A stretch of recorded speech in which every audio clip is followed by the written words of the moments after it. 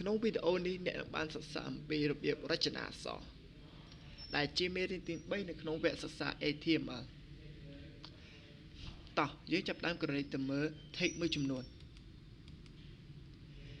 នេះគឺជា text មួយចំនួនសម្រាប់រចនាអក្សរនៅក្នុង HTML គឺយើងប្រើ text ដូចជា b strong ឬក៏ big ប្រើសម្រាប់ដាក់អក្សរបិទចំណែកឯ I em ប្រើសម្រាប់ដាក់អក្សរ straight small ប្រើសម្រាប់ដាក់អក្សរទូច sub ប្រើសម្រាប់ដាក់អក្សរនៅខាងក្រោម super ប្រើសម្រាប់ដាក់អក្សរនៅខាងលើ pre ប្រើសម្រាប់ដាក់អ្វីៗដែលយើងវាបញ្ចូល u or ins ប្រើសម្រាប់ដាក់អក្សរនៅពីខាងក្រោម delete ឬ strict ប្រើសម្រាប់គូសបន្ទាត់អក្សរចំនៅកណ្ដាលអូខេឥឡូវយើងចាប់ផ្ដើមសាកអនុវត្តជាមួយ text ទាំងអស់នេះអូខេឥឡូវខ្ញុំសូម minimize ទុកបន្ទាប់មកខ្ញុំបើកកម្មវិធី Notepad របស់យើងដើម្បីសរសេរ source code របស់ HTML អូខេនេះគឺជាកម្មវិធី Notepad ដែលយើងទៅសរសេរនេះគឺជា structure របស់វាដែលយើងបានរៀនតាំងពីមេរៀនទី2មកម្លេះអូខេឥឡូវយើងចាប់ផ្ដើមសាកនៅកូដ B អូខេ B bold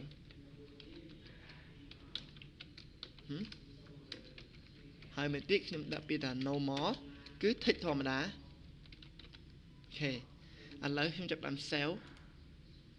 ហើយខ្ញុំ minimize ទៅឥឡូវខ្ញុំចាប់ដើម view អ្វីដែលយើងបានសរសេរបាញ់មិញអូខេនេះគឺជាលទ្ធផលអ្វីដែលយើងសរសេរបាញ់មិញមានន័យថាអក្សរធម្មតាគឺមិនមានអក្សរដិតទេប៉ុន្តែនៅពេលដែលយើងប្រើ text B គឺអក្សរនោះខ្លះជាអក្សរដិតហេឥឡូវខ្ញុំសុំ minimize ទុកខ្ញុំចាប់ដើមបន្តទៅកូដបន្តទៀត text បន្តទៀត text បន្តទៀតគឺ text I italic បិទ I អូខេ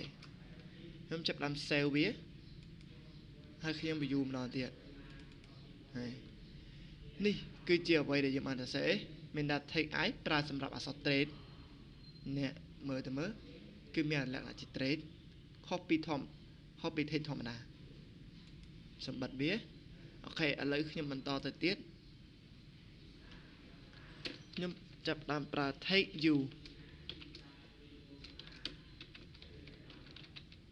underline ខ្ញុំសុំ save អូខេដល់មកខ្ញុំ view ទៅអនទៀតអូខេនេះគឺជា text អ្វីដែលអ្នកបានមើលមិញគឺមានគូបន្ទាត់នៅក្រោមគឺយើងប្រើអក្សរ text u អូខេឥឡូវខ្ញុំ minimize ទុកបន្ទាប់មកខ្ញុំចាប់ផ្ដើមសរសេរតទៅទៀតគឺយើងប្រើ text del គឺគូបន្ទាត់ចំពាក់កណ្ដាលអក្សរអូខេ delete សំសែវ minimize ទុកខ្ញុំចូល browser ដែលយើងបាន view បាញ់មិញបន្ទាប់មកខ្ញុំចុចពាក្យ refresh ដើម្បីឲ្យវា load អ្វីដែលខ្ញុំបានសរសេរបន្តទៀតមិញអូខេនេះគឺពាក្យ delete ដែលយើងបានធ្វើគឺមានគូបន្ទាត់ចំពាក្យកណ្ដាលនេះគឺជា text del ប្រើសម្រាប់គូបន្ទាត់ចំពាក្យកណ្ដាលអូខេបន្តទៅទៀតគឺយើងចាប់ផ្ដើមទៅមើលកូដ text sub ហេនៅក្នុងគីមីវិទ្យាអ្នកធ្លាប់បានសិក្សាហើយគឺរវាង H2O មានន័យថាទឹកប៉ុន្តែប្រសិនបើយើងសរសេរដូចនេះនៅក្នុង HTML គឺវាចេញដូចយ៉ាងណាគឺចេញ H2O ប៉ុន្តែអ្វីដែលយើងចង់បានគឺ H គឺអក្សរទូចនៅខាងក្រោមត្រូវទេនេះគឺជារូបមន្តគណិតវិទ្យាគីមីសំទោសអូខេឥឡូវយើងចាប់ពាក្យថា sub មក sub ហេខ្ញុំចុចទៅ cell ហើយខ្ញុំចុច refresh លើនេះអូខេអ្នកនឹងឃើញអ្វីខុសប្លែកពីមុនដូច្នេះ text sub គឺជា text ប្រើសម្រាប់ដាក់អក្សរនៅពីខាងក្រោមអូខេបន្តទៅទៀតយើងចាប់ដើមប្រើ text sub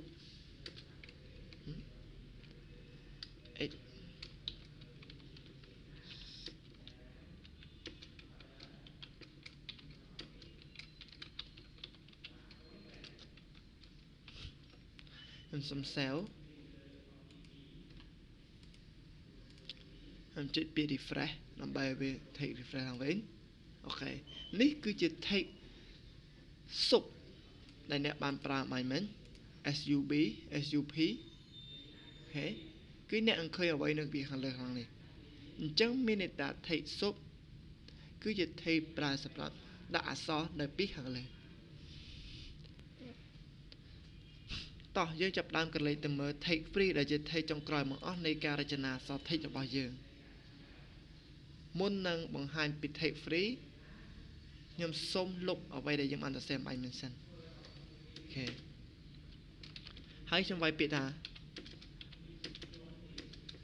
this is paragraph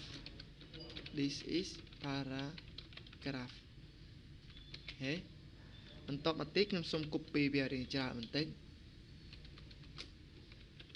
គឺមានលក្ខណៈចុះបន្តពីខាងក្រោមហេ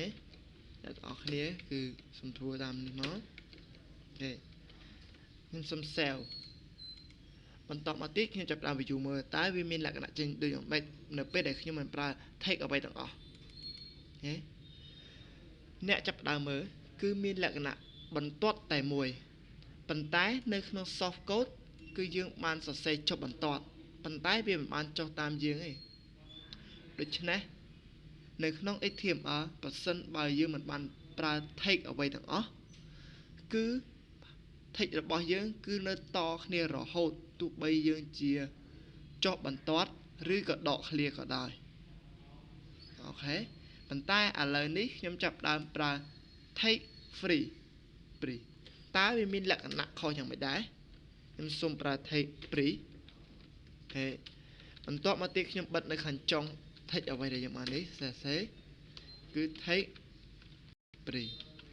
ខ្ញុំសុំ save ហេតមកជិះខាងនេះហើយ refresh អ្នកនឹងឃើញអ្វីភាពខុសប្លែកពីខាងដើមនៅក្នុងនេះ take អ្វីដែលយើងបានវាយបញ្ចូលគឺវា display ចេញនៅលើ web page យើងដូចអ្វីដែលយើងបានវាយបញ្ចូលនៅក្នុង soft code ដែរអ្នកសូមមើលកន្លែងនេះប៉ុណ្ណេះនេះគឺជា space អញ្ចឹងនៅក្នុង source code ក៏វាចេញ space ឲ្យដែរបន្ទាប់មកទៀតវាចេញអក្សរ this is a paragraph បន្ទាប់មក space ទៀតហើយចុះបន្ទាត់ដូច្នេះប្រើ take free គឺក៏ចុះបន្ទាត់ទៅតាម source អ្វីដែលមាននៅក្នុង source code ដែរដូច្នេះខ្ញុំសរុបមក take free គឺប្រើសម្រាប់បង្ហាញ text ដែលដូចនៅក្នុង source code របស់យើងរួមទាំង space និង enter ផងដែរ